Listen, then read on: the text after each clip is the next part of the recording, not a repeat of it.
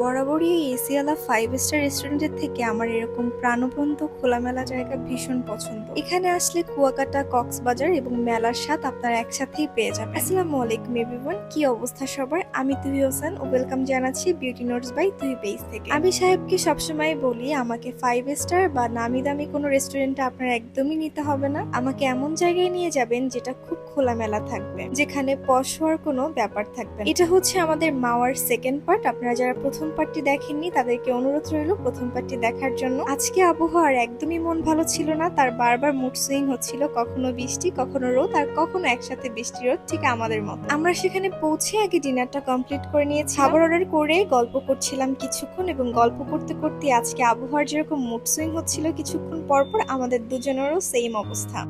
এরপরে আমরা খাবার অর্ডার করে কিছু ছবি এবং ভিডিও নিলাম, তারপরে গালে হাত দিয়ে ওয়েট করছিলাম কখন খাবার আসবে। এটা করতে করতে খাবার চলে এসেছে। অবাক হচ্ছেন যে মাওয়া গিয়ে কেন ইলিশ মাছ অর্ডার না করে আমরা অর্ডার করলাম গরুর মাংসের চুই ঝাল এবং হাঁসের মাংস, ডাল আর বেগুন ভাজি। এই কাহিনী না হলে অন্য একদিন বলবো নি কেন ইলিশ মাছ খাই না বললে ভুল। আমি খাই, ওই যে একটা প্রবাদ আছে না, শিং খাই শিঙের ঝোল খাই না, ঠিক সেরকমটাই। এরপরে খাবার খেয়ে বের হয়ে গেলাম একটু অবজারভেশন করার জন্য আশপাশটা। বিশ্বাস করবে না আপুরা, যারা আপনারা হোম ডেকর করেন বা আপনারা অনেক বেশি ঘরের জিনিসপত্র কিনতে পছন্দ করেন, যদি আপনারা এখানে পৌঁছে যান তাহলে ভাইয়াদেরকে বলবেন যেখানে যত টাকা আছে সব নিয়ে আসার জন্য। কারণ প্রয়োজনীয় জিনিস এখানে না হইলেও এত সুন্দর সুন্দর আইটেম পাওয়া যায় যেটা আপনার কিনতেই হবে। আর এখানের মানুষগুলো নাছোড় বান্ধা, অনেক প্রাইস বলে। আমার কোনো আইডিয়াই ছিল না যে এখানে এরকম দোকানপাট আছে, কারণ আমি এর আগে কখনো মাওয়া আসিনি। তাই আমি আসার সময় কিছু টুকটাক হালকা পাতলা জিনিসপত্র কিনেছিলাম।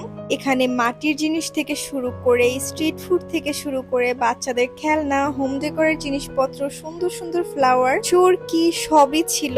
এবং আমরা ছোটবেলাতে দাদার কাঁধে করে যেরকম মেলায় যেতাম, সেই মেলায় আমরা যেরকম পরিবেশ দেখতাম ঠিক সেরকমটাই মনে হচ্ছিল। বিশ্বাস করবেন না, এই জিনিসটা কেনার জন্য তার কাছে আমি ভীষণ আবদার করেছি, জেদও করেছি, কিন্তু কোনো লাভ হয়নি, কারণ এটি তার পছন্দ হয়নি। কিন্তু আমার এত ভালো লাগছিল। কুয়াকাটাতে যেরকম ছোট ছোট স্টল থাকে সেরকম এখানেও ছিল, যেখানে অনেক সামুদ্রিক জিনিসপত্র দিয়ে বানানো মালা, ঝিনুকের তৈরি ঝাড়বাতি, অনেক আচার, আয়না, গলার মালা, এগুলো সবই পাওয়া যাচ্ছিল। কিন্তু এখানে প্রচুর দোকান ছিল এবং ঘুরে ফিরে সব দোকানে একই আইটেম ছিল, কিন্তু তারা দাম অনেক বেশি চাচ্ছিল এবং কেউ কমানোর জন্য ওরকম রাজিও ছিল না। তো আপনার যদি বার্গেনিং স্কিল ভালো থাকে, আপনি এখানে গেলে পরিবারের মানুষদের জন্য, ফ্রেন্ডসদের জন্য অনেক গিফট কিনতে পারবেন। এরপরে ঘোরাফেরা শেষ করে আমরা চলে গিয়েছিলাম নদীর পাড়ে, বলতে পারেন মিনি কক্সবাজার বা কুয়াকাটা। দেখেন এখানে সুন্দর করে এরকম কিছু সিট ছিল, এগুলোর ভাড়া ছিল প্রত্যেক আধা ঘন্টা বা 1 ঘন্টা 50 টাকা, আমার ঠিক মনে নাই কতটুকু সময় ছিল। থেকে পদ্মা সেতুটা খুব সুন্দর দেখা যাচ্ছিল, আর পাশে এই ভাইয়াগুলো অনেক সুন্দর গান গাচ্ছিল, যেটা খুব ভালো লেগেছে আমার কাছে। মানে ওয়েদারের সাথে একদম পারফেক্ট ছিল। আর এই মালাই চার কথা কি বলবো, এটা তো আমার সব থেকে পছন্দ হয়েছে। একটা ছিল 50 টাকা, একটা ছিল 40 টাকা, এবং এখানে ধার্মিক থেকে শুরু করে সবাই অনেক বেশি মজা করছিল পরিবার নিয়ে। এরপরে আমরা প্রায় 12:15টার দিকে রওনা দেই এবং এখানেই আমাদের ব্লগটা আজকে শেষ হয়। যদি আপনাদের মাওয়া যাওয়ার ইচ্ছা থাকে বা আপনারা যদি গিয়ে থাকেন তাহলে অবশ্যই কমেন্ট করে জানাবেন আপনাদের কাছে কেমন লেগেছে।